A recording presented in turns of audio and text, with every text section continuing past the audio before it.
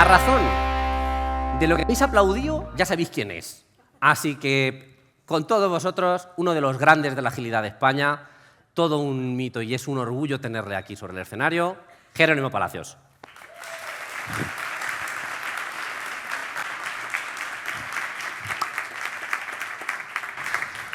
Muchas gracias a todos, bienvenidos. Me gusta sentarme, no sé, tiendo a moverme mucho. ¿Ya habéis visto que Pablo se mueve? Bueno, yo me muevo el doble. Entonces, un truco que me enseñaron es búscate una silla, siéntate y como además no eres pequeño, tampoco van a dejar de verte. Bienvenidos a todos a este Tech Management Day. Gracias Pablo, gracias Tecnofor por invitarme. La verdad es que es un orgullo. Y hoy vengo a hablaros de métricas y de datos. Cuando Pablo me ofreció venir, le dije, bueno, ¿y de qué quieres que hable? Normalmente tengo 2 o 3 charlas preparadas que voy curando y él me dijo, hay una cosa que es Evidence-Based Management, que es un framework de métricas que tenéis en Scrum.org. Igual estaría interesante que nos contaras un poco de esto. Y dije, hablar un poco solo de esto, vamos a hablar un poquito más de métricas, de producto, de cómo podemos tomar mejores decisiones utilizando datos y por qué la mayoría de las métricas que utilizamos normalmente pues no sirven para nada. Cuando me planteo una charla, siempre empiezo por si yo estuviera ahí sentado, ¿qué me gustaría que me respondieran? Al final, bueno, ya habéis visto que no me he presentado, soy Jero, me podéis buscar en Google, Jero, Agile y tal, y tampoco hace falta más. Yo siempre me planteo qué me gustaría ver a mí de un ponente y cuando te planteas una charla, y esto es una recomendación que me hicieron también hace tiempo y creo que está bien, es plantéate una pregunta que quieres que la gente se lleve respondida de tu charla. Y en este caso la pregunta es ¿cómo podemos medir sin caer en la trampa del... Lo primero es cómo podemos medir y lo segundo es cómo podemos medir sin caer en la trampa del ahogamiento o de la distracción por las métricas. Hace una semana estuve en una empresa en la oficina de Berlín, de un cliente de una empresa multinacional muy grande, y en la parte de tecnología me dijeron, no, estamos hablando de métricas, y entonces ya tenía la charla preparada, pero vi y tenían como, no sé, 10 pantallas enormes llenas de datos, de métricas, de técnicas, y yo lo miré y me produjo ansiedad. Sinceramente. Y de hecho ya, como sabía que iba a venir a contaros esto, le pregunté al CEO, le dije, ¿realmente vosotros qué sacáis de aquí? No, estos son métricas de negocio súper importantes. Ella, pero es que si había 10 pantallas enormes, cada pantalla tenía 50 o 60. Imaginaos, son 500 o 600 cosas moviéndose por la pantalla y ¿sabéis lo que yo veía ahí? Ruido. Y de ahí mi afirmación de que el 95% de las métricas que intentamos medir no sirven para nada. ¿Cuál es el problema? Que necesitamos herramientas que nos permitan tomar decisiones sobre nuestros productos, sobre nuestros proyectos, sobre el negocio. ¿Y cómo tomamos esas decisiones? Bueno, pues vamos a intentar responder a esta pregunta a lo largo del día de hoy. En primer lugar, quiero preguntaros si sabéis lo que es un KPI, un Key Performance Indicator. A ver, levantad la mano si sabéis lo que es. ¿Vale? Vale, pues ahora vamos a hacer una pequeña dinámica muy breve y os voy a dar un minuto para que vuestro compañero de al lado que es un Key Performance Indicator, ¿vale? Y a ver si se parece en algo a lo que vosotros pensáis que es, ¿vale? Venga, 30 segundos.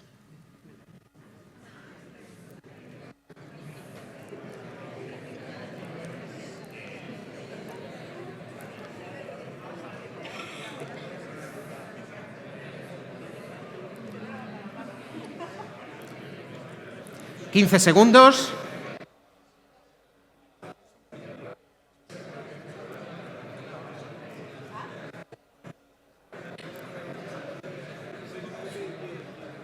Vale, tiempo. ¿Se parece la respuesta de vuestro compañero o compañera a lo que vosotros teníais en vuestra mente? Sí, no. Si hiciéramos una lista, estamos aquí más o menos 80 personas, 100 personas, estoy calculando así a ojo de buen cubero. Si hiciéramos una lista de todas las respuestas que habéis dado, ¿cuántas respuestas creéis que nos saldrían? 80, 100, ¿no? Sí, o sea, vale, vamos a intentar entender primero qué es un Key Performance Indicator y lo quiero hacer contándoos una pequeña historia. No sé si alguna vez os habéis metido en obras. Levantad la mano, ¿os habéis metido en obras alguna vez? ¿Sí? ¿Qué tal vuestra experiencia metiéndose en obras? ¿Bien? Magnífica, ¿verdad? Es un sector, si el de la tecnología es un sector que siempre cumple, el de las obras, ya te digo, ¿eh? Ya te digo, ¿sabes? En el año 2019 compré un piso con mi mujer y claro, viendo que no podíamos comprar algo nuevo porque se alejaba un poco de la zona donde queríamos vivir y no había opciones, pues compramos un piso, metros, localización, lo más grande que pudimos con el presupuesto que teníamos, máximos metros, la localización que queríamos. Claro, había que tirarlo abajo y volverlo a hacer. Yo, que vengo también del mundo de la tecnología, yo vengo de programar, pasé muchos años programando y conozco el sector muy bien, le dije a mi mujer, oye, tenemos que buscar a alguien que nos ayude con esto. Buscamos unos amigos, arquitectos, que nos hicieron el plan de la casa y nos presentaron a un constructor. Este constructor le preguntamos, bueno, todo esto, ¿cuánto tiempo tardas en hacerlo? Porque además teníamos un problema y es que el piso donde nosotros vivíamos, los dueños volvían y teníamos que dejarlo. Y me dijo, 3 meses. Y le dije, 3 meses, ¿no? Me dijo, 3 meses.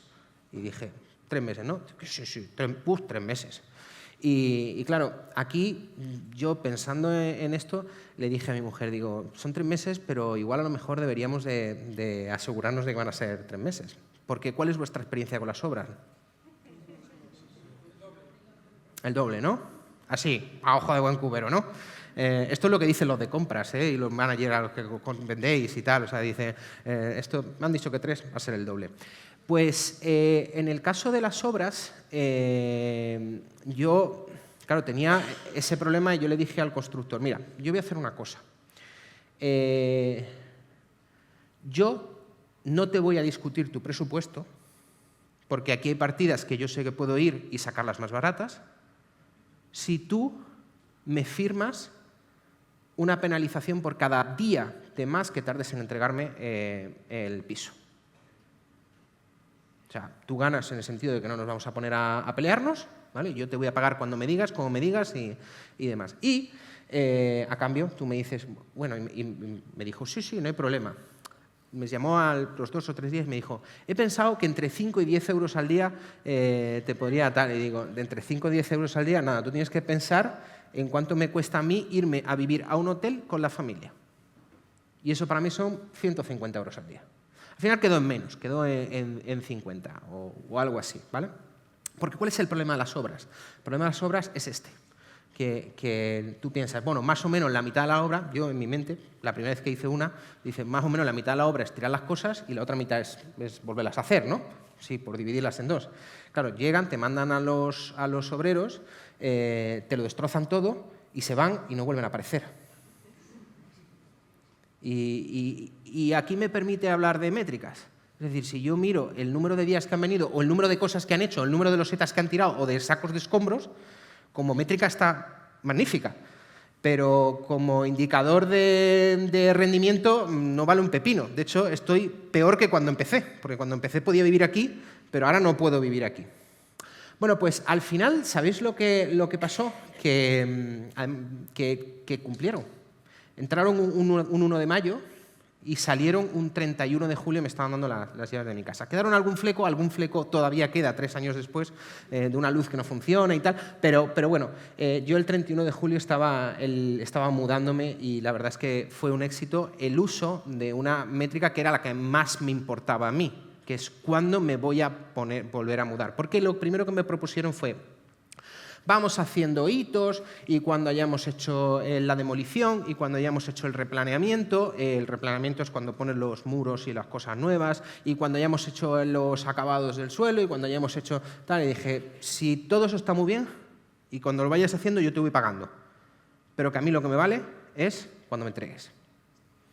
Con esto quiero deciros que hay una diferencia entre medir número de horas de trabajo, número de losetas quitadas, número de losetas puestas y demás, y medir lo que a mí me importa, que son cosas que realmente me aportan valor. ¿Qué es un KPI, un Key Performance Indicator? Pues algo que nos muestra progreso hacia una meta. No es trabajo hecho, es avance hacia un logro. No nos vale el trabajo realizado. Veo a muchos equipos de tecnología que dicen, vamos a medir, y esto es una cosa que se vende a los clientes o dentro de las propias organizaciones, vamos a medir el número de story points que hemos hecho, vamos a medir el número de tickets que hemos terminado. ¿Sabéis para lo que sirve eso? Para nada. Para mostrar trabajo realizado, pero no nos muestra valor, no nos muestra logro, no nos muestra ningún tipo de avance. Los KPIs nos permiten saber estados de proyecto, nos permiten alinear y nos ayudan a tomar decisiones. ¿Sabéis cuál es la siguiente pregunta después de decir hemos terminado tantos story points este sprint? ¿Por qué no habéis hecho el doble? ¿Y por qué no habéis hecho 4 veces más? ¿Por qué? Porque no estamos debatiendo absolutamente nada de valor. Lo que estamos viendo es, bueno, ¿y por qué no has llegado más rápido al trabajo? Pues no lo sé, porque no depende de mí. Aquí tenéis un ejemplo de métricas de un dashboard, lo he sacado de internet, no es un dashboard realista, pero en realidad cuando hablamos de KPIs hablamos de mucho más que una métrica, ¿vale? Normalmente un buen KPI se compone de varias variables que nos proporcionan una perspectiva. Y esto es lo interesante de los KPIs. No se pueden tomar directamente. La mayoría de las veces no podemos medirlos directamente. Podemos medir determinadas métricas y entre varias de ellas... ¡Uy! Ese he sido yo, perdonad. Ese he sido yo al sentarme. Entre varias métricas podemos... Así me he asegurado que no estabais dormidos, ¿vale? Así, entre varias métricas podemos componer un buen KPI. Cuando componemos un KPI, y para que no nos pase lo que os he dicho de los story points, lo que tenemos que hacer es incluir umbrales. ¿En qué umbral es razonable para mí? Por ejemplo, si miramos solamente ingresos dentro de un área de negocio, podemos caer en el error de forzar meter más ingresos. Esto es algo muy común en el trabajo comercial. Hace muchos años fui director de operaciones de una empresa relativamente pequeña, de unas 200 personas en Granada, en otra vida. Y uno de los problemas que teníamos eran los comerciales. Los comerciales vendían y tiraban por encima de la tapia, ¿vale? ¿Conocéis la venta por encima de la tapia? ¿No conocéis este concepto tan interesante? Esto es que el comercial va, habla con el cliente le pide la carta a los Reyes Magos, el comercial le dice, yo aquí estoy para lo que tú quieras. Y entonces se va, lo mete en el ordenador, le da al cliente, lo firma y luego se acerca a la tapia y dice, tomad, he vendido esto, ya podéis hacerlo. ¿Os suena de algo? ¿Cómo evitamos la venta por encima de la tapia? Diciéndole al comercial, sí, vas a cobrar tu comisión cuando empecemos a cumplir con los objetivos del proyecto y el cliente esté contento. De esa manera evitamos que cuando me siente y el cliente me pida la carta a los Reyes Magos, alguien le diga, igual a lo mejor vives en el país de las maravillas. En determinados negocios, incluso esto puede ser por meses o por semanas. Volviendo al tema de los tickets terminados, de los story points, de las horas hombre o de este tipo de cosas, una de las cosas más interesantes que veo en determinadas organizaciones cuando llego a trabajar en ellas es que la velocidad de los equipos de tecnología se mantiene constante todo el año. Es como una balsa. Hacemos 30, 32 story points, 28, 35 y demás. Y yo pienso, lo siguiente que pregunto es, ¿y esta gente no se va de vacaciones? ¿Y esta gente no tiene bajas? Y entonces te cuentan y te dicen, no, es que en Navidad, para que no descuadrar el tema, lo que hacemos es hacer sprint de 3 semanas en lugar de 1. Y cuando tenemos que hacer tal, lo que hacemos es modificar el número de story points para contar con que hay menos gente. Y cuando terminan de contarme esto, digo, ¿y todo esto qué valor informativo tiene para vosotros? Pues valor es que hacemos lo mismo siempre. Ya, pero te estás haciendo trampas al solitario. Cuando hablamos de KPIs, tenemos que pensar en que nos puede indicar si vamos camino de lograr X y Z. Y ahora veremos X y Z en más detenimiento. Una vez que tenemos KPIs, podemos empezar a agruparlos en torno a áreas de valor. ¿Qué áreas de valor quiero trabajar? ¿Qué KPIs me pueden informar de un área de valor? Y de nuevo, componemos algo que realmente nos puede dar lugar a conversaciones interesantes, que nos puede permitir tomar decisiones estratégicas. Al final, tener un grupo balanceado de KPIs en torno a 2, 3, 4 áreas de valor, y ahora os voy a poner ejemplos, como os decía, tenemos algo que nos representa procesos, finanzas, nos representa a los stakeholders. Básicamente, lo que nos permite es tener conversaciones. Cuando medimos rendimiento, tenemos que pensar en que medimos relaciones. Cuando yo veía ese panel de 600 métricas, no me está informando de, en absoluto, ninguna relación con clientes, con stakeholders, con usuarios, con proveedores, con influencers, con cualquier persona dentro de la organización. Me está vomitando datos. Los KPIs tienen que ser significativos, tienen que medir cosas reales que le importe a la gente. Recuerdo un equipo de tecnología que trabajé que instalaron Sonar Cloud, no sé si lo conocéis, y empezaron a mostrar todos los KPIs de Sonar Cloud. ¿Vale? Y entonces me decían, esto tenemos aquí code smells y tal. Y yo le decía, ¿y a quién le importan los code smells? No lo sé, pero queda muy bonito y como nos lo da. Otro equipo tiene Jira, se saca las métricas de Jira y te muestra las métricas de Jira y te dice, estamos mostrando estas métricas. ¿A quién le importa esto? A nadie, pero mira lo bonitas que son. De nuevo, los KPIs tienen que informar de cosas que importen a personas reales. Y, por último, y luego hablaremos de determinadas falacias, tenemos que enmarcar los KPIs como herramientas que nos permiten incentivar comportamientos. ¿Qué es lo que incentivó el comportamiento del constructor cuando hizo mi casa? La penalización. En los últimos 15 días hubo una semana que llegó a haber 17 personas distintas trabajando en casa. Gente que se pisaban los unos a los otros. Se trajo a destajistas, a gente que trabaja a destajo, que no eran de su empresa, a terminar suelo y, claro, se peleaban con los que sí eran de la empresa porque les dejaban las peores partes del suelo que a los otros. A mí, ¿qué me preocupaba como cliente? Bueno, me preocupaba de que quiero que la gente trabaje bien, pero al final me preocupaba el que respondía y todo el mundo al final terminó contento, ¿vale? Tenemos que descubrir dónde está el camino y dónde están las vallas. ¿Cuál es el camino? El KPI al que nos queremos dirigir, los comportamientos que nos permiten dirigirnos hacia ese KPI. ¿Dónde están las vallas? En los umbrales que vamos a poner. Por último, tenéis que tener cuidado con lo que medís.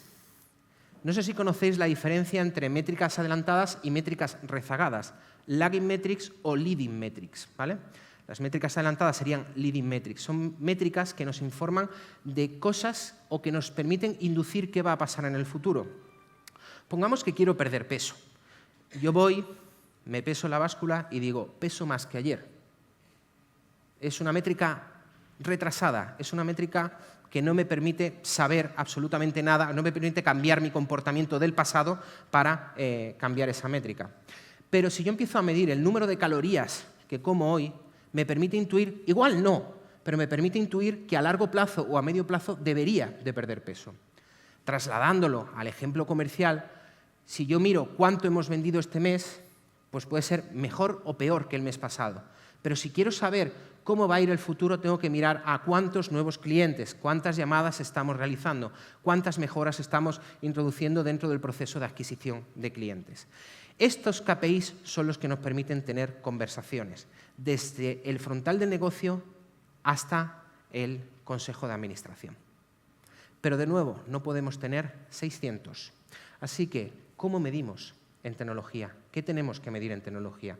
Aquí es donde entra en juego Evidence-Based Management. Ahora os dejaré un enlace para que podáis descargar la guía. Pero antes de hablar de Evidence-Based Management, quiero plantearos la diferencia entre proyecto y producto. ¿Sabéis cuál es la diferencia entre proyecto y producto? Intuitivamente sabemos que son dos cosas distintas. Proyecto es lo que hacemos en el día a día, producto es un iPhone. Más o menos lo tenemos medio claro, ¿no? Vamos a hablar de proyecto y vamos a hablar de dos tipos de mentalidades, ¿vale? Cuando hablamos de proyectos, Cuando yo saqué mi PMP, y seguro que aquí alguno tiene el PMP, lo primero que me dijeron es el triángulo de hierro. ¿Sabéis lo que es el triángulo de hierro? Alcance, tiempo y coste. ¿Qué voy a tener? ¿Cuánto me va a costar? ¿Y cuándo lo voy a tener? El triángulo de hierro es lo que define un proyecto. Defino por adelantado cuáles son las métricas de éxito. Cumplir con el alcance, cumplir con el tiempo, cumplir con el coste. ¿Me diríais que un proyecto que cumple con las tres es un proyecto exitoso?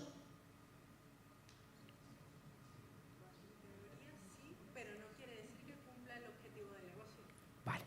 Segunda pregunta. ¿Se puede llegar en alcance, tiempo y coste y aún así fracasar? ¿Cómo? ¿Calidad baja? ¿La calidad está definida en alcance? Bien, me vale, no voy a entrar en ese debate, podríamos entrar. ¿Qué otro motivo se os ocurre por el cual podría fracasar un proyecto a pesar de cumplir con alcance, tiempo y coste? Que no genere beneficio. ¿Qué más? ¿Perdón?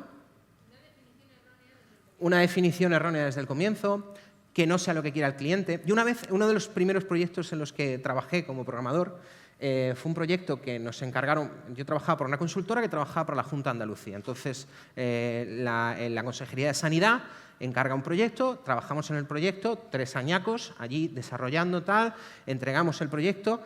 ¿Sabéis lo que nos pasó? Es muy heavy, pero lo que nos pasó es que la persona responsable de haber pedido aquello se había jubilado 2 meses antes. ¿Sabéis dónde terminó ese proyecto? En el cajón. ¿Podríamos considerar ese proyecto un éxito? Vamos a decir que sí, que no lo fue, ¿vale? Vamos a decir que sí, pero la realidad es que es dinero tirado por la alcantarilla. Y aquí es donde interviene la mentalidad de producto, ¿vale? Mientras que en los proyectos definimos el éxito de dentro a fuera, ¿vale? Cuando hablamos de productos, hablamos de el éxito dirigido continuamente por métricas de negocio. Por ejemplo, por la adopción o la retención de usuarios, por el ahorro de costes que supone poner una feature en producción, por ejemplo, por la capacidad de innovar más rápido, de habilitar deliveries más rápidos. Todo eso lo podemos medir. ¿Y qué ocurre con los productos? Que en los productos tenemos más involucración del negocio. ¿Cuál es la involucración de negocio en los proyectos? Al principio definimos business case, esto me vale, historias de usuario, tickets, lo que me haga falta, pero en los productos necesitamos una involucración constante. Mirar las métricas, inspeccionar, adaptar. Dejadme que lo resuma de esta manera. Cuando hablamos de proyectos, hablamos de cómo gastamos dinero. Cuando hablamos de productos, hablamos de cómo ganamos dinero. Y ojo, ambas pueden ser importantes para una empresa, pero hay un margen máximo que tú puedes recortar gasto, gestionar gasto, y donde posiblemente están las oportunidades de negocio, de futuro y de innovación para las organizaciones, están los productos, porque no existe techo máximo.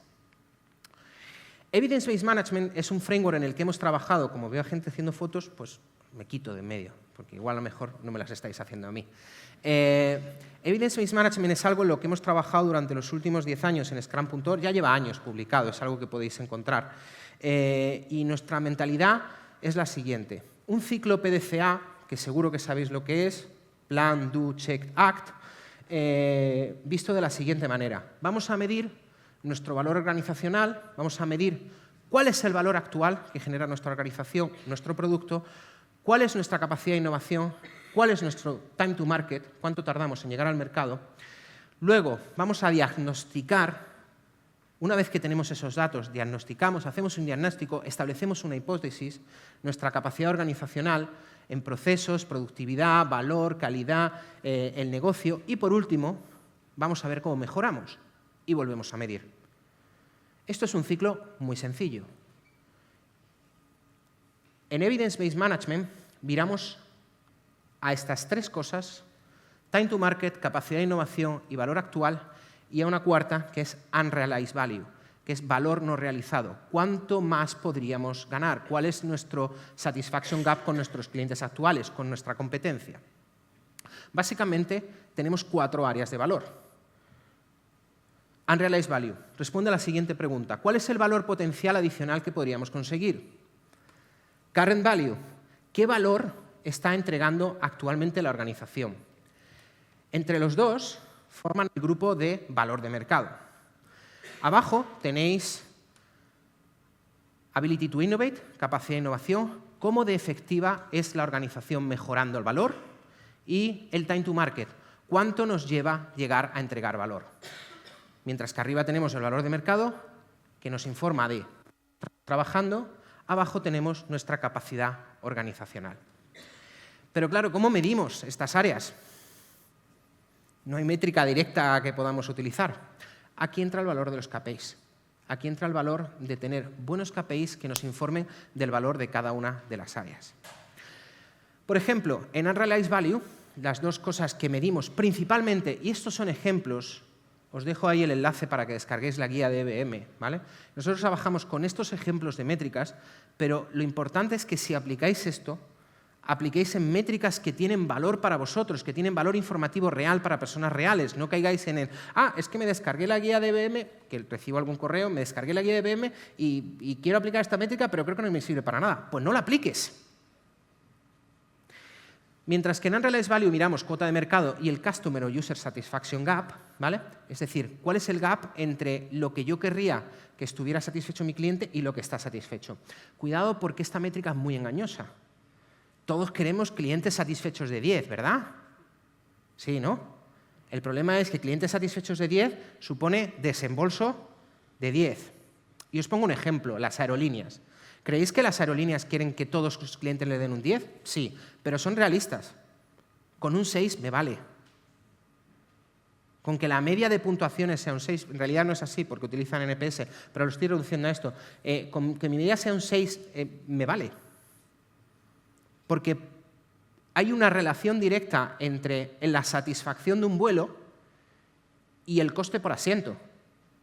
Si yo le pongo caviar, champán y jamón ibérico a todos los que se montan en mi avión, pues van a decir, joder, vaya aerolínea, les voy a tener que cobrar 800 euros por un pasaje de Madrid a Albacete. Por tanto, pensad en dónde estoy, dónde quiero estar. En Current Value medimos ingresos por empleado, ratio del coste de mi producto, cuánto me cuesta mantener mi producto funcionando, cuál es la satisfacción de mis empleados, cuál es la satisfacción de mis clientes y cuál es el índice de uso de mi producto. Es decir, cuánto de mi producto se está usando y cuántos de mis clientes utilizan activamente mi producto. Estas métricas las ponderamos y les damos un peso. ¿Cuál? El que sea relevante para vuestra organización. Fijaros que el tener el área de valor Current Value nos permite que si tocamos una métrica y esa métrica impacta en otra métrica, en otro KPI, se mantenga constante. Os pongo un ejemplo. ¿Cuál es la mejor manera de mejorar los ingresos por empleado? La manera más rápida que se os ocurra para mejorar los ingresos por empleado, echar a los que más cobran, ¿no? Bajarles el sueldo a todos, ¿no? He tenido una idea magnífica hoy. Os voy a bajar el sueldo a todos y vamos a mejorar los resultados de la empresa, ¿verdad? ¿Vale? ¿Qué va a pasar con la satisfacción de empleados cuando les baje el sueldo? Mis ingresos por empleado han subido, mi satisfacción de empleados han bajado, valor actual se va a mantener o va a bajar, porque probablemente toque en otros sitios. De esa manera, tengo 4 áreas de valor de las que discutir y no 800 métricas, ¿vale? En el área de habilidad de innovación, capacidad de innovación, miro el ratio de innovación. ¿Qué es el ratio de innovación? Porcentaje de mi presupuesto que dedico a nuevas features, porcentaje de mi presupuesto que dedico a mantener lo que hay, porcentaje de mi presupuesto que me dedico a ampliar lo que hay. Y esto es muy fácil de medir, porque os vais a Jira, lo miráis y podéis clasificar. Esto es nuevas features, esto es mantener, esto es ampliar. Y lo mejor de todo es que se puede conectar con objetivos estratégicos dentro de la organización. Queremos dedicar un 20% de nuestro presupuesto a innovar. Y resulta que me voy y el año pasado tuvimos 3 tickets de algo de innovación. El resto fue a intentar que esto no se cayera por el fuego. Tiempo empleado en cambio de contexto. ¿Cuánto estamos cambiando de contexto? ¿Cuánto están nuestros empleados, nuestros contratos cambiando de contexto? Porque al final el cambio de contexto implica un coste. Asumid que por cada proyecto en el cual estamos trabajando por encima de 1, perdemos un 20% de nuestra capacidad debido al cambio de contexto. Es una buena asunción. ¿Trabajáis en 2 proyectos? Perdéis un 20%. ¿Trabajáis en 3? Perdéis un 40%. ¿Alguno habéis estado alguna vez en más de 3 proyectos? ¿Los habéis llevado con control y bien o estabais ahí sobreviviendo, la cabeza por encima del barro? ¿Por qué? Por lo que perdemos en un cambio de contexto. Esta es la paradoja por la cual, si yo estoy al 50% y me asignan a un 50% en otro proyecto, de pronto no estoy al 100%, estoy al 120%. Seguro que os suena de algo. La deuda técnica de nuestros productos, las tendencias de bugs, los incidentes en producción. Fijaros que las tendencias de bugs son bugs que detectamos nosotros, los incidentes en producción son problemas que no necesariamente tienen que estar producidos por bugs que hayamos detectado nosotros, ¿vale? Y el On-Product Index, cuánto tiempo estamos trabajando en nuestro producto versus cuánto tiempo estamos dedicando a otras cosas, por ejemplo, a las reuniones de Scrum. Por último, tenemos el Time to Market. Medimos frecuencia de integración y build, frecuencia de releases, periodo de estabilización de una nueva release, cuánto tardamos en estabilizar una nueva release, cuál es el tiempo medio que tardamos en reparar un incidente en producción, cuál es nuestro cycle time. El cycle time es el tiempo desde que empiezo a trabajar en algo hasta que lo entrego. ¿Y cuál es nuestro lead time? El tiempo desde que digo que voy a empezar a trabajar en algo y lo termino. ¿Entendéis la diferencia, no? Normalmente aparece un señor que se parece a Pablo por la mañana, un lunes, y te dice: esto hay que hacerlo. Y tú dices: pues esto hay que hacerlo. ¿Cuándo te pones a hacerlo? Pues cuando puedes. Desde cuando puedes hasta cuando lo terminas es el cycle time. Desde que apareció Pablo y te dijo esto hay que hacerlo hasta que lo terminas es el lead time. Medir la diferencia entre los dos nos puede ser muy útil para saber cómo estamos, cuál es nuestra capacidad organizacional para responder a cambios de mercado. Tiempo medio de, y por último, el tiempo de aprendizaje. ¿Cuánto nos lleva a aprender algo nuevo? ¿Cuánto nos lleva a aprender una nueva tecnología? En definitiva, ¿cómo se lleva esto a cabo? En primer lugar, no caigáis en el error de salir hoy y decir: uy, pues me voy a montar un panel de métricas y voy a llevar un panel de métricas maravilloso. Vais a necesitar colaboración, vais a necesitar transparencia y vais a necesitar más gente. Así que lo primero que tenéis que ver es cuáles son las palancas de motivación para que esto tenga utilidad, no solamente para vosotros, sino para mucha más gente. ¿Qué valor tiene para vosotros, sino para más gente? Y a partir de ahí, ¿cómo nos metemos en la piscina de esto? Pues recogemos información, seleccionamos un pequeño producto, un pequeño área. No pretendáis aplicar esto a toda la organización, en todo momento, en todos los productos. Esto no funciona, no sirve. Construimos un dashboard, asumimos que vamos a requerir esfuerzo, habrá cosas que podemos automatizar y habrá cosas que no, y habrá cosas que requerirán un trabajo manual de esfuerzo, lanzamos observaciones y a partir de ahí podemos empezar a hablar de estrategia. ¿Qué cosas tenemos que evitar? Bueno, os quiero hablar de 4 cosas que tenemos que evitar cuando pretendamos usar datos para mejorar nuestros productos. En primer lugar, la ley de las consecuencias inesperadas. ¿Sabéis lo que es la ley de las consecuencias inesperadas? ¿Conocéis un banco? ¿Os suena un banco que se llama Wells Fargo? Wells Fargo son los de las diligencias de las películas del oeste. Wells Fargo es un banco confiable, es un banco familiar, es un banco en el cual muchísima gente depositó su confianza durante el desarrollo del salvaje oeste. Bueno, pues Wells Fargo es un banco donde a mediados de los 2000 entran nuevos directivos, quieren expandirse, quieren empezar a hacer competencia. Tenéis un documental sobre esto en Netflix, creo que es el primer capítulo de Dirty Money, son una serie de documentales sobre distintos casos. Bueno, pues quieren empezar a expandirse. Y entonces se les ocurre, entre otras cosas, ¿vale?, empezar a dar incentivos directos a los empleados de las oficinas por abrirte una cuenta, por una tarjeta, por un préstamo o por cualquier otra cosa. Oye, si incentivamos que la gente haga esto, pues lo harán mejor, ¿no? ¿Sabéis lo que ocurre después, no? Llegas a la oficina, quiero abrirme una cuenta y una tarjeta, ¿no? Y otra cuenta para tus cosas privadas y algo para tu mujer. ¿Y tu padre? No, mi padre falleció, tenía una cuenta aquí y tal. Ah, sí. Y 2 años después descubres que le han abierto una tarjeta, una cuenta, un seguro a tu padre. ¿Os suena de algo? ¿Suena a las preferentes? ¿Qué ocurre? Que cuando incentiváis una métrica, automáticamente pierde su valor informativo. En el momento en el que le digáis a alguien, si esta métrica es así, te doy un bono, pero un bono no tiene por qué ser monetario. Os doy una pizza si con esta métrica mejora. Os doy un abrazo. O sea, la gente va a intentar falsificar la métrica.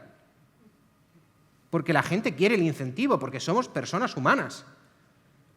Entonces, esto lo que produce son consecuencias inesperadas. En segundo lugar, la ley de Tuiman.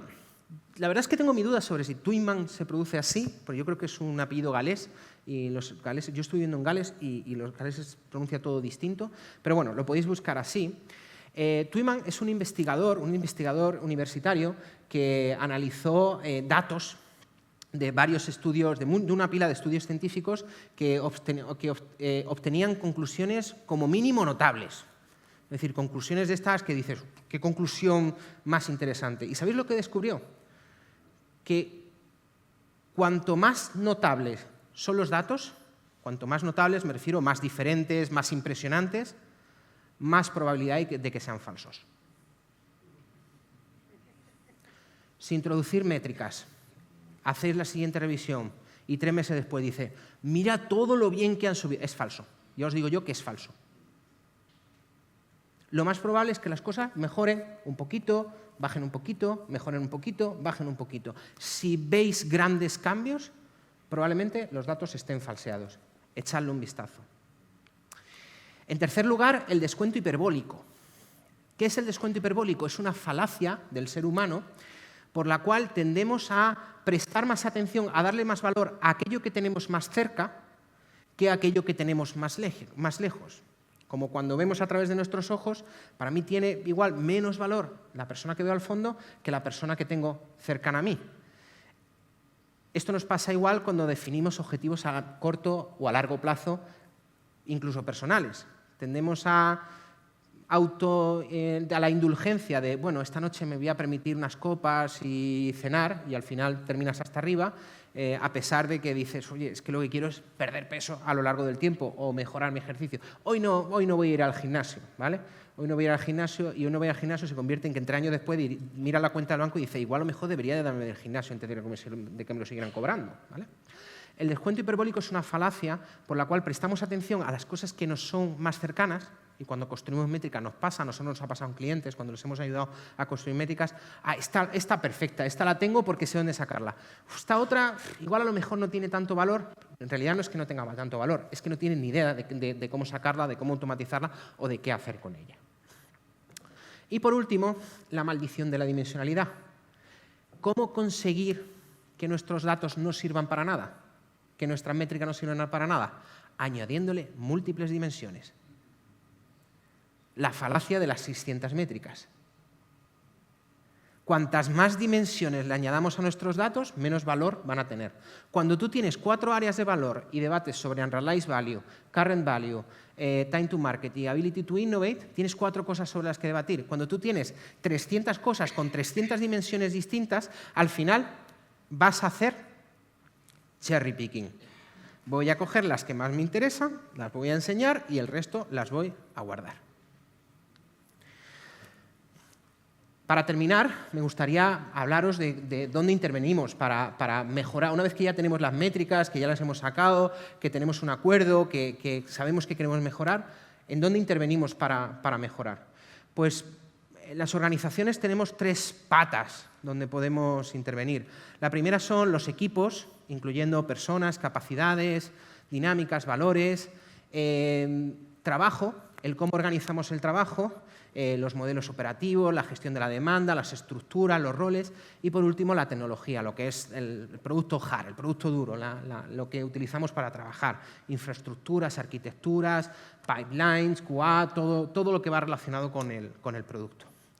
Estas 3 áreas son 3 áreas distintas donde podemos intervenir. Podemos intervenir en tecnología, podemos intervenir en trabajo, podemos intervenir en equipos o podemos intervenir en todas a la vez. Vamos a hablar de lo que cuesta intervenir y de lo que nos cuesta intervenir. Equipos, es barato intervenir y nos cuesta poco intervenir. Les damos una formación de Agile, viene alguien y les enseña, esto es Scrum, esto es Kanban y tal, y ala, tú vas a ser el Scrum Master, tú vas a ser el Product Owner, tú vas a ser el Senior Train Engineer tal, y ala, todos nos hemos cambiado el nombre, ya somos ágiles, unos abrazos y cada 3 meses tenemos un PI Planning donde hacemos una boda, un bautizo, una comunión y todos están felices, ¿no? No ha cambiado nada. Tecnología. La tecnología es cara. Cara de intervenir y nos cuesta mucho dinero intervenirla. Tengo un cliente, cuando estaba enseñando la presentación esta mañana, estaba pensando, iba a decir, un cliente al que fui a ver hace poco tiempo y luego me acordé de que esto era antes del COVID. No sé si os pasa a vosotros que el COVID es como un periodo del espacio-tiempo, ¿sabes? De hecho, he visto a Clarilo antes y me decía, hace 3 años que no nos vemos, o a Javi, digo, hace 4 años que no nos vemos, y digo, joder, 4 años, qué barbaridad, es por culpa del COVID, ¿vale? Y este cliente, un día, me habló con el CIO y me dice, hemos contratado una consultora para que nos ayude a pasar todo a microservicios.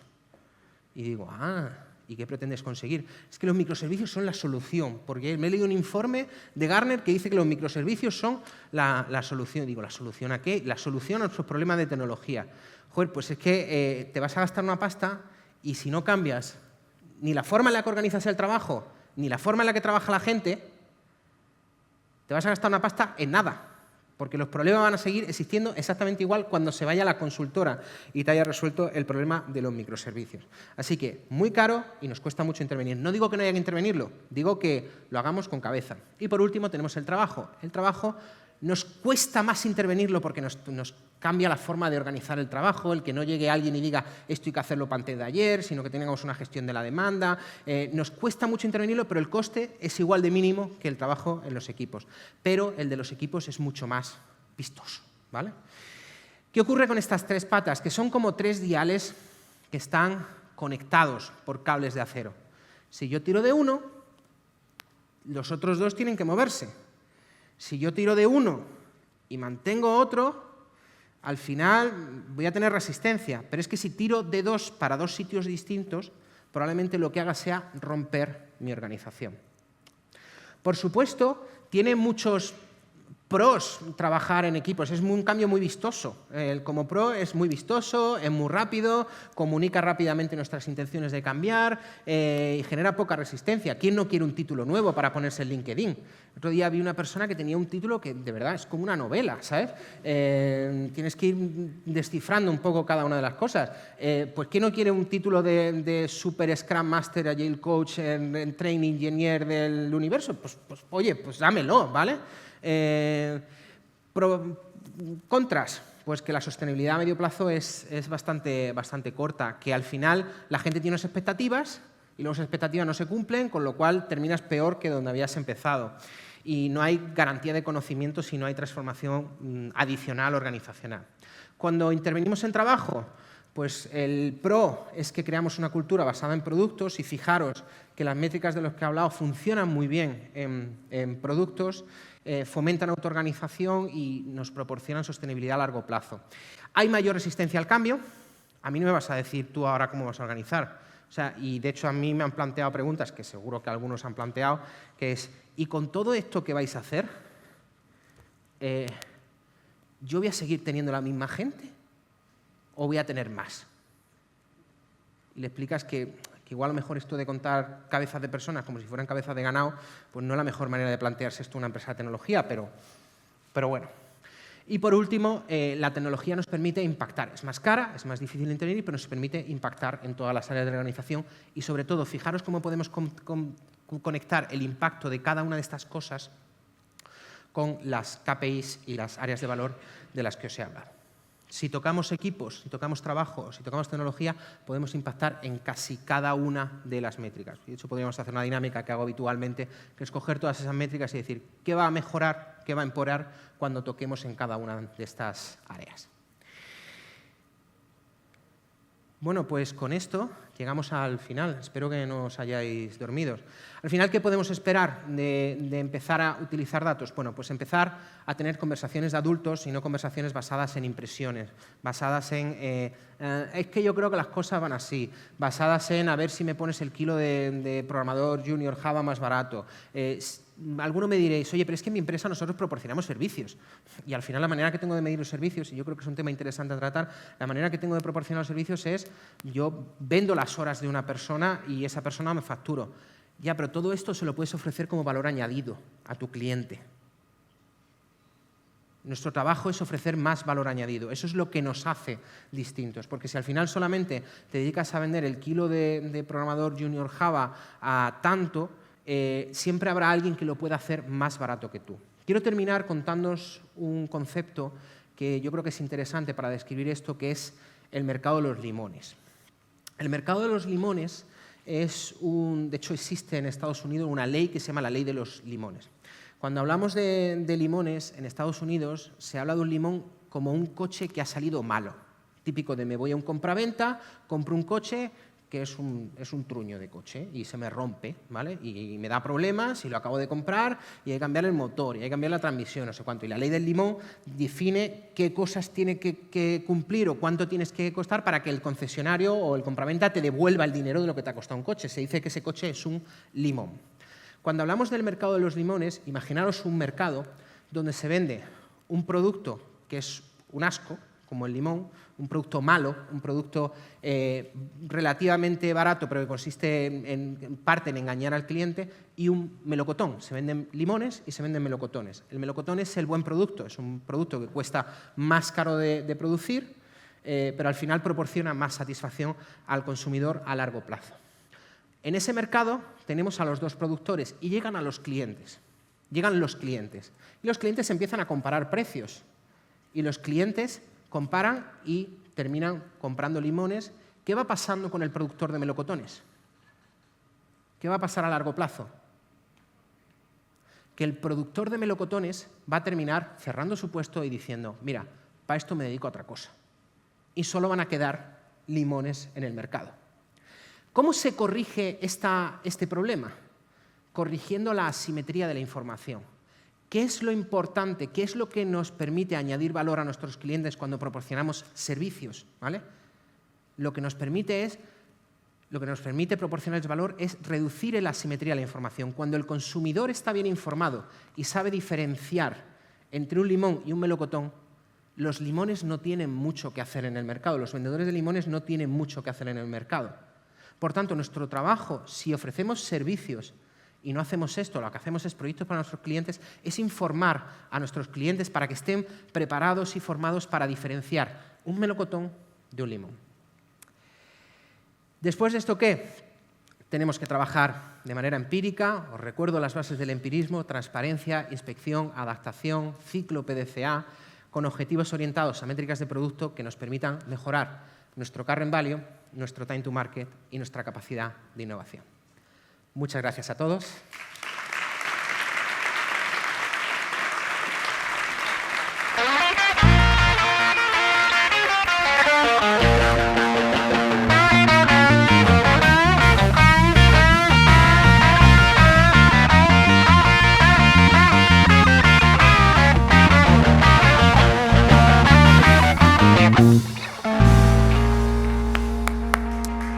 Por favor.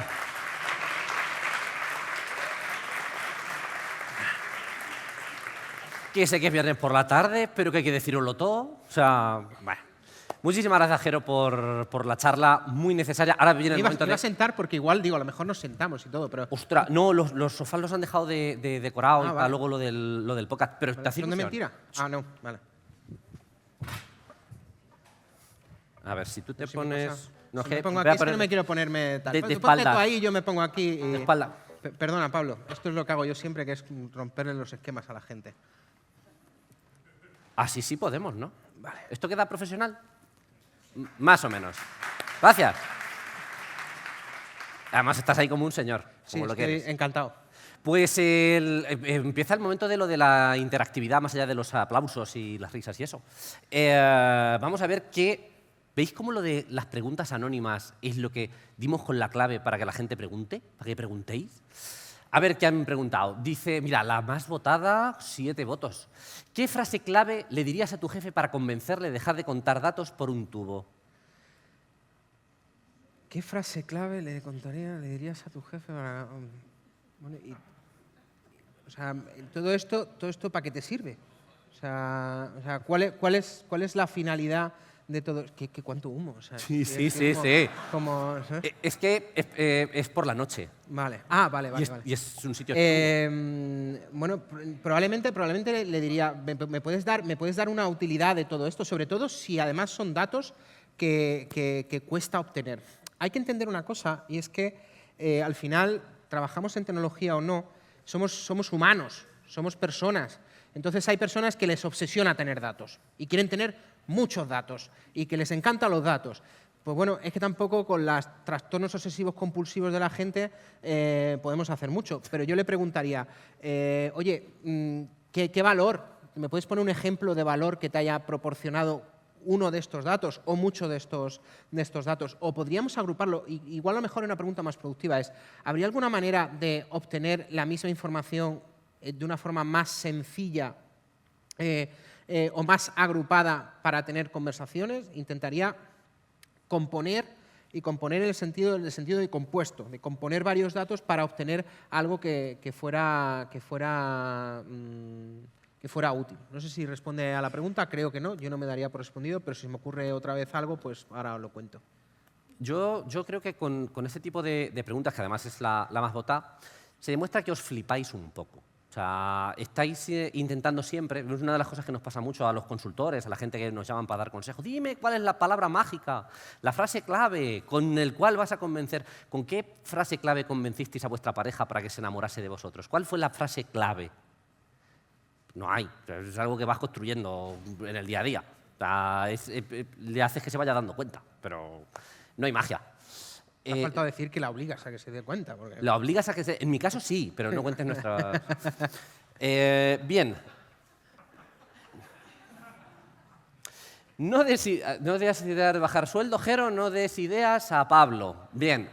Tengo varios compañeros aquí, efectivamente, que lo han subido muy arriba, y uno de los motivos por los cuales subo al escenario es para moderar las preguntas. Bien, siguiente. Ultra Roncero, nuestro amigo David Roncero. ¿Qué lugar ocupa la intuición en las métricas? Esta es buenísima. A ver, sí, la he visto y digo, joder, David, ahí dando en el clavo. Yo tengo dos visiones con respecto a esto, que además no están, parecen contrapuestas, pero en realidad no lo son. Creo que en la métrica la intuición no ocupa ningún espacio, ¿vale? Al final la métrica es un dato. Se acaba el año el día 31 de diciembre, eso es un dato. El cómo interpretemos ese dato es lo que puede tener que ver con nuestra intuición hacia dónde vamos, hacia dónde llegamos, ¿vale? La segunda parte, como os decía, puede estar contrapuesta, es creo que hay una parte intuitiva en saber qué, cuándo y cómo tenemos que medir. Y esa parte intuitiva es importante, sobre todo para no perdernos, porque si no, al final, si cogemos solamente la primera parte de mi respuesta, cogeríamos todo lo que tenemos a nuestra disposición y luego tendríamos que ver qué hacemos con ello, pero yo creo que hay una parte intuitiva en saber qué es lo importante que tenemos que medir, qué es lo que provoca las conversaciones importantes en nuestra organización. Y creo que esa es la parte más importante de la intuición dentro de las métricas. Totalmente. En el fondo lo sabes. O sea, sabes si es algo que te está acercando o no. Es una muy buena guía. ¡Fantástico! Bien, la primera ya la tenemos. Siguiente, anónima. ¿Cómo valoras si una variable realmente me aporta valor o ruido a mi KPI? Pregúntale a la gente que tienes alrededor. Cuando hemos hecho esto para clientes, lo que hemos ido es, ¿a quién le va a importar? Hemos ido cogiendo a gente que le hemos preguntado, ¿a quién le va a importar todo esto? ¿Quién lo va a mirar? y les hemos permitido que ellos elijan. Te digan, ¿esto te aporta valor o ruido? Esto a mí no me aporta absolutamente nada. Bueno, pues ya está, siguiente. Sí, vamos a verlo. Por supuesto, hay una segunda parte que es el conocimiento experto, que es como, a mí esto no me aporta nada, ya, pero es que aunque no te aporta nada, aunque tú pienses que no te aporta nada, te aporta, ¿vale? Entonces, tirar del conocimiento experto, que es importante también en entornos complicados, yo creo que el de las métricas es más complicado que complejo, es interesante, pero sobre todo quien vaya a obtener valor de esto es quien te tiene que informar de si es valor o ruido. Y yo me aplico una máxima en mi vida y es la máxima ¿conocéis a Marie Kondo? Seguro que las mujeres más que los hombres, ¿vale? Pero sí, tú lo conoces, por supuesto. Mira la métrica y dices, ¿me produce felicidad? No, pues tírala. Fenomenal. Voy a intentar complicártelo un poco más. Si hablamos de métricas, de KPIs compuestos, sintéticos, compuestos de varias, ¿cómo sabes cuál es la que te está chirriando? ¿Cuál es la que te está sacando de punto? Pues es mucho más complicado. Mira, te voy a decir una cosa. En mi experiencia, y hemos hecho esto en varios sitios, no ocurre. No es decir, ocurre. las métricas son más aburridas, o en mi experiencia somos aburridas que cuando dices chirriar. Vale, entonces déjame, como has dicho, es qué suerte has tenido, que cuando dices chirriar, ¿a qué te refieres? A que es la que te está desconfigurando el resultado que buscas en el KPI. Es la que no te encaja. Cuando haces métricas de un solo indicador, las construyes de manera simple, es más sencillo ver cuando no te correla. Cuando dices, yo voy fatal y el indicador dice que va bien. Esto no estoy midiendo lo que necesito ver. Si has hecho un indicador, un KPI compuesto de varias variables, se complica muchísimo más saber cuál es la que te chirría, cuál es la que no está encajando. Aquí estás mezclando la parte de la intuición que decía David con el tema de métricas. Yo soy más de intuición que de métricas, también te digo. Ya, es que en mi experiencia es que has dicho algo y la manera de formular la cuestión creo que dice mucho y es, no me encaja con lo que yo voy con el resultado que yo voy buscando. Es decir, vamos buscando el incentivo de la métrica, el cómo tiene que resultar a la hora de construirla en lugar de a la hora de cambiar el comportamiento. En cualquier caso, lo que yo haría en ese caso, y no es un caso que se me haya dado tan a menudo, vamos, un caso igual a lo mejor similar, es vamos a hacer cosas y vamos a ver qué pasa con las métricas.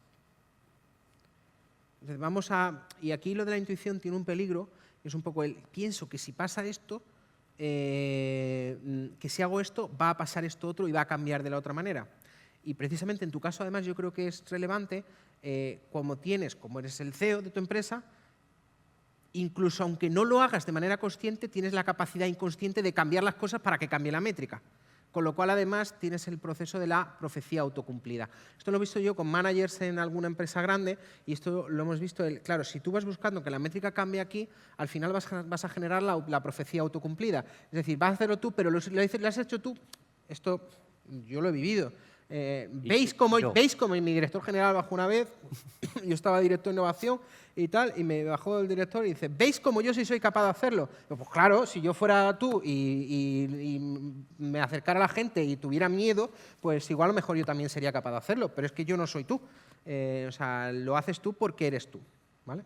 Esto es cuando explico Kanban, hablamos de las clases de servicio y es la clase de servicio director que baja a gritar. Entonces dice, ¿veis cómo si nos ponemos esto se hace? No, es que en el momento en el que tú has bajado y has dicho que esto se hace, has eliminado todos los bloqueos. Ojalá pudiera hacerlo yo. No sé si eso responde a... Pasamos a la siguiente. Dice, hablas de producto y proyecto, pero no de servicios. ¿Se puede incorporar en el modelo?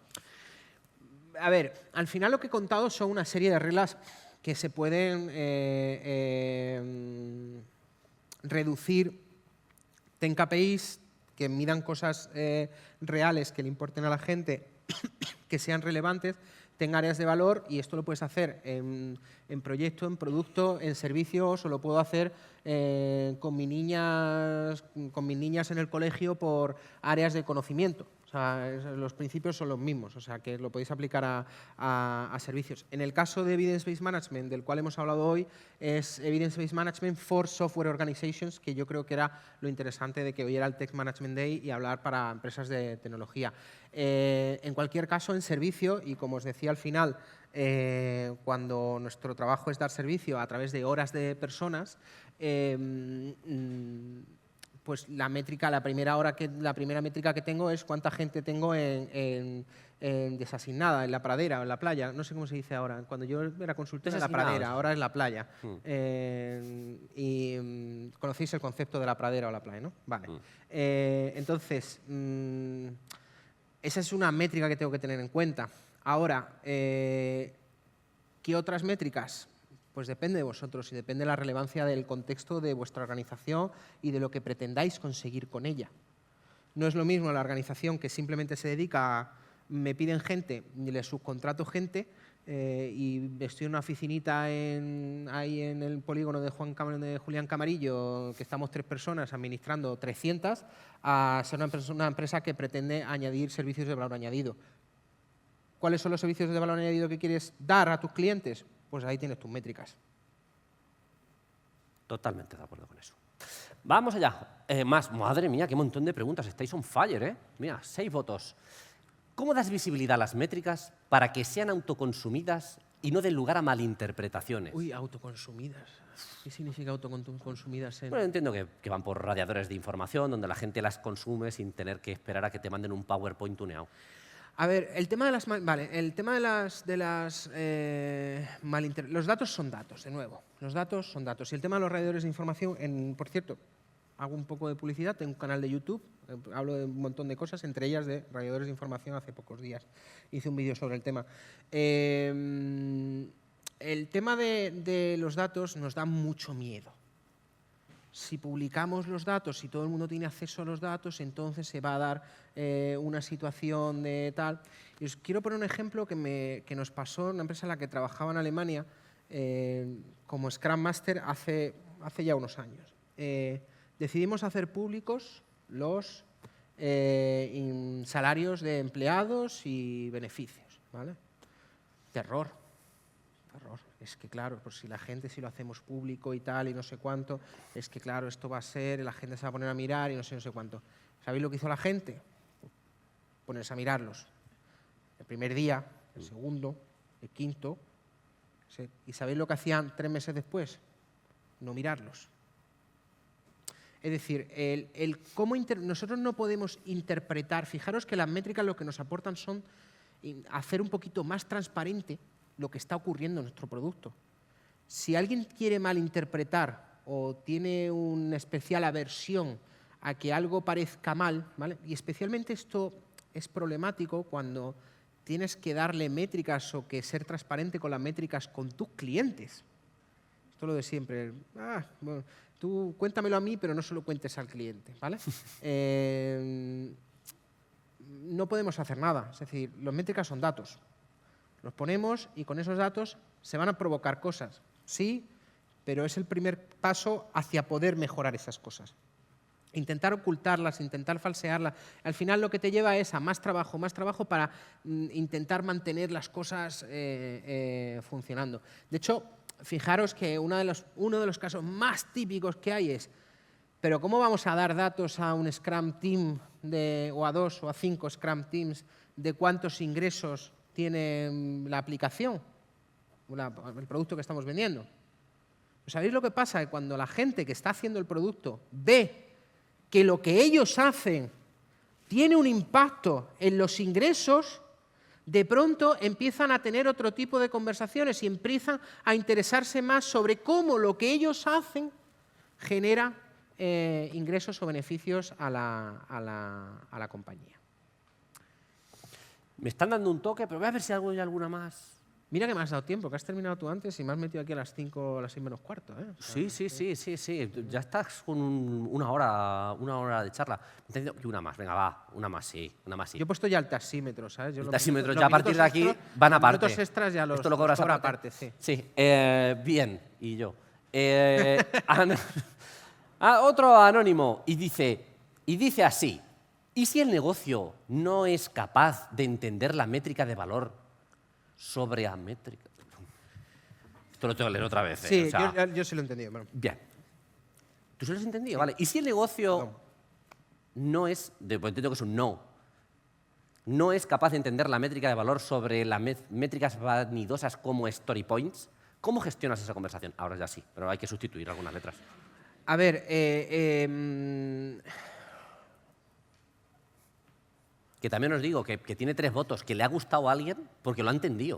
O sea, pues es una conversación difícil y aquí entra, depende de vuestro perfil, aquí entra eso que llamamos soft skills.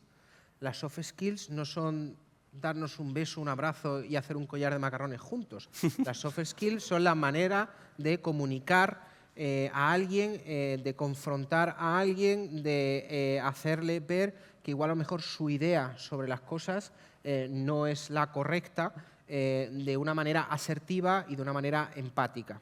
Empática, tendemos aquí a confundir empatía con simpatía. Tengo una amiga que siempre dice, es que yo cuando veo a alguien llorar, me pongo a llorar, porque soy muy empática. No, lo que eres muy simpática, porque simpatizas con lo que está sintiendo la persona. Empatizar es entender lo que está pasando en la otra persona, quitándote, o sea, poniéndote en sus zapatos, quitándote los tuyos. Entonces, lo primero es entender por qué los story points. ¿Sabéis por qué los story points son los más populares?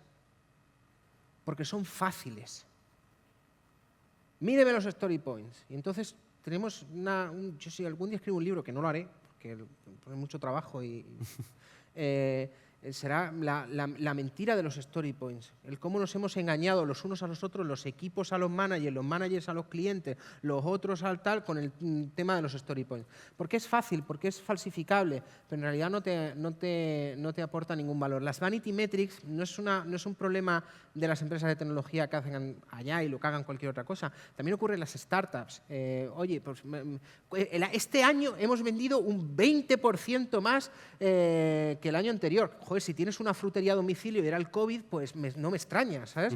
Pues han vendido todo lo que no han vendido el resto de las fruterías, ¿sabes? Entonces, las vanity metrics son parte de construir una ficción o de construir una autoimagen, ¿vale? Entonces, lo primero que tenemos que pensar es cuando alguien está muy orgulloso de sus vanity metrics, tenemos que enfocar la conversación desde el punto de vista de ¿qué podríamos hacer mejor? ¿Esto está bien? ¿Qué podríamos hacer mejor? No lo que haces está mal. Cuando empiezas una conversación diciendo esto está mal y lo que yo decir está mejor, automáticamente te has puesto a la persona en contra. En cuanto has dicho esto está mal, esa persona ha dejado de escuchar y ha dicho te mataría, pero somos una personas civilizadas, ¿vale? Entonces, ¿cómo gestionas esa conversación? Pues con las famosas soft skills, de las cuales aquí hay varias personas de las cuales os podrían hablar largo y tendido. Igual ha sido una respuesta un poco gallega, pero espero que os haya valido. Fenomenal. Pues no hay tiempo para más. Muchísimas gracias, Jero. Muchas gracias. Eres un grande. Gracias a todos.